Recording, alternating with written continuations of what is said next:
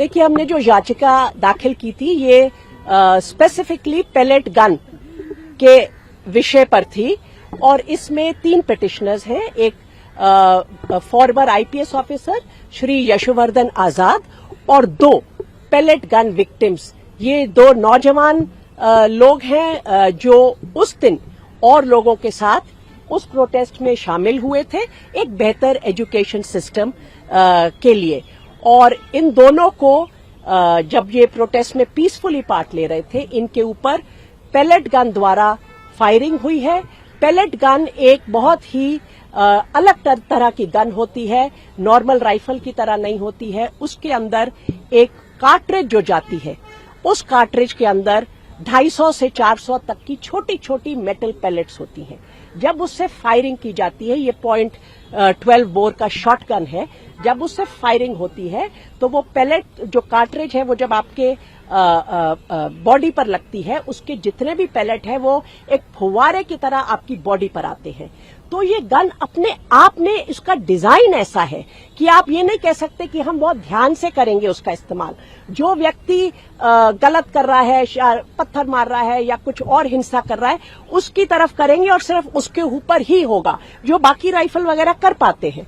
ये गन का डिजाइन ऐसा है कि ये हमेशा बहुत ज्यादा अलग अलग तरह की ग्रीवस इंजरी करेगी, इंक्लूडिंग टू वाइटल ऑर्गन्स जैसे आंख।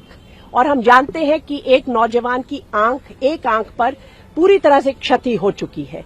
बाकी ये 2 हैं, इनमें से भी एक की बस बाल बचा है, वो अपनी आंख से, उसका पेलेट आंख के बिल्कुल नीचे है। बहुत सारे पेलेट शरीर में गए हैं। हमारी कहना यह है कि ये जो वेपन है ये क्राउड डिस्पर्सल का वेपन नहीं होना चाहिए। ये एक पीसफुल असेंबली के खिलाफ जब भी इस्तेमाल होगा ये डिस्प्रपोर्शनेट फोर्स होगी। इसका हार्म और इंजरी, जो नुकसान बॉडी को मिलेगा, उसमें हमेशा ऐसा होगा कि वाइटल ऑर्गन पर।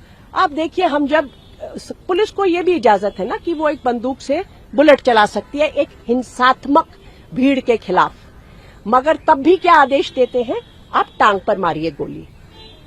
ये जो वेपन है ये इस प्रकार का वेपन है कि इसका जो पेलेट जाएगा वो कहीं पर भी जाएगा बॉडी में, उसको आप कंट्रोल नहीं कर सकते। इसलिए हम मांग कर रहे हैं कि ये आपकी उसमें होना ही नहीं चाहिए क्राउड डिस्पर्सल के लिए। ये प्रोटेस्ट को मैनेजमेंट करने का वेपन नहीं हो सकता। इस बात पर गौर करने के लिए कोर्ट ने कहा है कि उनको एसओपी चाहिए या कोई रेगुलेशन चाहिए जिसके तहत इसकी इजाजत दी गई है दिल्ली पुलिस को या आरएएफ को। दिल्ली पुलिस पेलेट गन नहीं चलाती। दिल्ली पुलिस ने बहुत बड़ी बड़ी क्लैरिफिकेशन दी थी। कोई नहीं कह रहा कि दिल्ली पुलिस ने यूज किया है, मगर ये बात दिल्ली पुलिस को ने नहीं स्वीकार की है सामने से। आरएएफ जो एंटी रायट यूनिट है सीआरपीएफ का, उनके पास पेलेट गन होती है, वो यहां पर दिल्ली पुलिस को असिस्ट करने के लिए थे।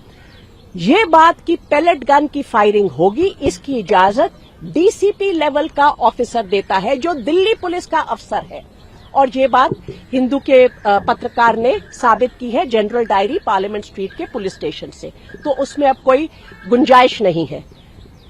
ये हम स्टैंडिंग ऑर्डर या रेगुलेशन जो है, हमारी आज ये दरख्वास्त थी कि यूनियन ऑफ इंडिया या एनसीटी ऑफ दिल्ली, जिनके भी पास ये कागज है, हमारे पास नहीं हो सकते, विक्टिम के पास नहीं हो सकते, वो कागज को वो आदेश को सामने रखा जाए अदालत के, ताकि अदालत इस बात का निर्णय ले सके कि क्या इस तरह का पेलेट गन इस्तेमाल कभी भी किया जा सकता है मेटालिक पेलेट्स के साथ एक शांतिपूर्ण प्रोटेस्ट या भीड़ को डिस्पर्स करने के लिए। ये एक सवाल कोर्ट के सामने है। उसके लिए हम उम्मीद करते हैं कि यूनियन और एनसीटी जो डॉक्यूमेंट्स हैं जो उनके पास हैं और उनके हैं, वो अदालत के समक्ष रखेंगे। दूसरा, हमने कहा कि पूरी medical treatment, comprehensive medical treatment, ये सरकार की जिम्मेदारी है। उसको कोर्ट ने इमीडिएटली स्वीकार किया और सरकारी अस्पताल में एनसीटी दिल्ली को आदेश है कि आपको इनकी पूरी तरह से मेडिकल ट्रीटमेंट करानी है। तीसरा, हमने बात उठाई कि आपको